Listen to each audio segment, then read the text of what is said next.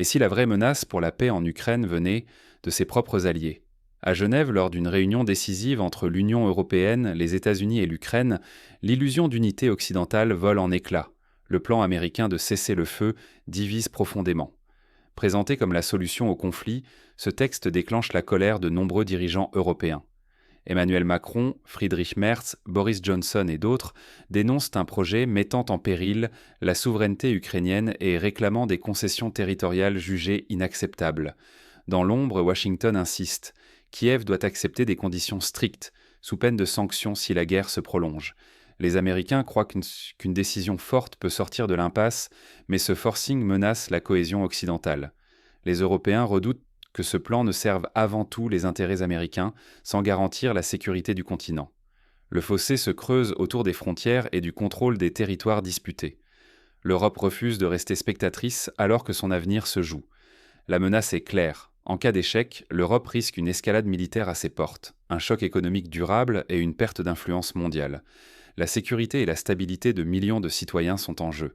Entrons dans les coulisses de ces négociations à haut risque, où chaque décision peut faire basculer le sort du continent. Quelle stratégie se cache derrière les sourires officiels?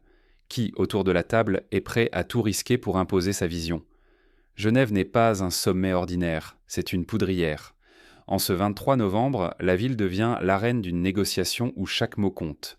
Autour de la table, des délégués européens, américains et ukrainiens face à un plan de paix de 28 articles rédigés à Washington. Qui aurait cru que le mot « paix » diviserait autant? Le texte propose des compromis territoriaux, des mécanismes de contrôle stricts et des garanties de sécurité. Mais l'orage gronde sur la nature de ces concessions. L'Ukraine, incarnée par Andriy Yermak, doit négocier l'indéfendable, sous la pression de ses alliés. Bruxelles répète que les intérêts ukrainiens doivent primer. Washington, lui, presse pour une signature rapide, quitte à pousser Kiev dans ses retranchements sur des points sensibles. L'Allemagne, la France et d'autres capitales européennes refusent d'être de simples figurants. Elles exigent des modifications sur 4 sujets clés: la Crimée, le Donbass, la taille future de l'armée ukrainienne et le sort des avoirs russes gelés. Céder serait, à leurs yeux, sacrifier l'Ukraine et donc l'Europe pour de nombreuses années. Derrière la façade, chaque délégation joue sa survie politique. Un compromis mal calibré risquerait d'affaiblir Kiev et de déclencher une crise géopolitique, voire une escalade militaire. Les décisions prises ici pèseront sur la stabilité et la sécurité de millions d'Européens. Mais la fracture n'est plus seulement entre l'Ukraine et la Russie. C'est l'Ouest qui se fissure, révélant la fragilité des alliances et la brutalité des intérêts nationaux. Alors que la tension monte, un document secret circule. Selon certains, il pourrait tout faire dérailler. Quand une paix proposée devient une ligne de fracture, pour presque tous. Le plan américain, présenté comme une percée, déclenche une vague de critiques en Europe. Emmanuel Macron, tout en y voyant une base de discussion, déplore l'absence de concertation. Des décisions majeures sur la sécurité européenne ont été prises à Washington sans informer Bruxelles. La frustration monte. L'Europe se sent placée devant le fait accompli. Le plan impose des concessions lourdes sur l'avenir de l'Ukraine et la sécurité du continent. Macron insiste, impossible de décider du sort de l'Europe sans l'Europe.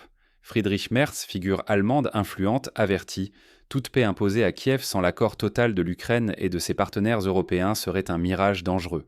Boris Johnson, ex-premier ministre britannique, va plus loin.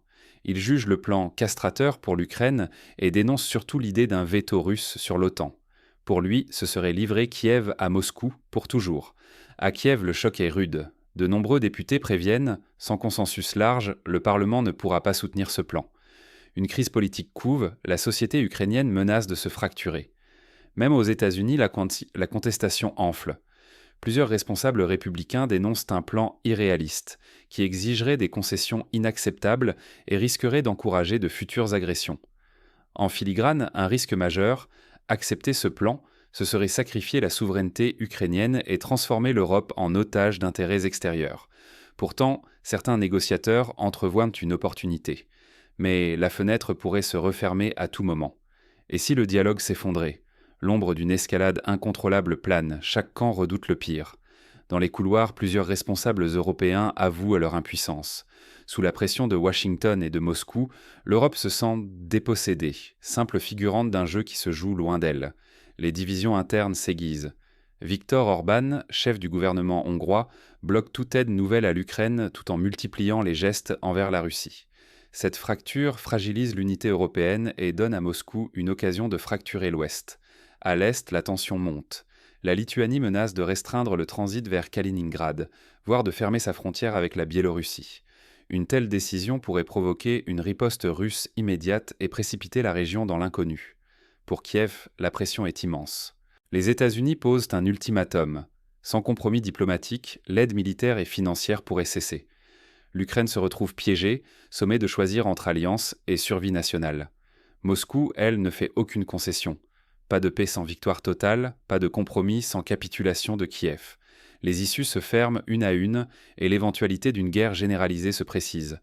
L'échec du dialogue ouvrirait la voie à une crise économique grave et à une rupture durable entre sociétés européennes. Le destin du continent ne tient plus qu'à un fil. Y a-t-il une alternative crédible pour enrayer cette descente aux enfers ? Les regards se tournent vers Genève, où un plan inédit est sur la table. Mais derrière les discours, chaque camp avance ses propres pions. L'histoire s'écrit sous nos yeux. Mais avons-nous le courage d'en infléchir le cours ? Alors que la paix en Ukraine se négocie à Genève ou à Bruxelles, il est temps de tirer des leçons concrètes, loin des promesses vaines. Rappelons-le, rien sur l'Ukraine ne doit se décider sans l'Ukraine. Trop de solutions imposées, trop de décisions prises au-dessus des peuples. Les Européens ne peuvent tolérer un accord dicté sans l'assentiment des premiers concernés. Chaque initiative précipitée, chaque projet imposé de l'extérieur risque de condamner le continent à l'instabilité. L'histoire l'a prouvé, des traités signés à la va-vite créent souvent plus de tensions qu'ils n'en résolvent. La paix durable exige patience, concertation et prise en compte de toutes les voix. Face à la complexité des rapports de force entre Washington, Moscou, Kiev et Bruxelles, seule une analyse lucide permet d'éviter les illusions. Il ne suffit pas d'espérer un accord parfait ou des sanctions miracles. Il faut regarder la réalité. Qui détient les leviers ? Qui risque gros ? Qui décide vraiment ? C'est là que la mobilisation citoyenne devient essentielle. S'informer, débattre, interpeller ses élus. Jamais le rôle des citoyens n'a été aussi crucial. La pression démocratique peut empêcher des choix imposés. Chacun doit saisir l'enjeu. Refuser la manipulation et la fatalité guerrière. Ignorer ces leçons, c'est risquer de subir, impuissant, les conséquences d'un conflit qui s'étend ou d'une crise sans issue.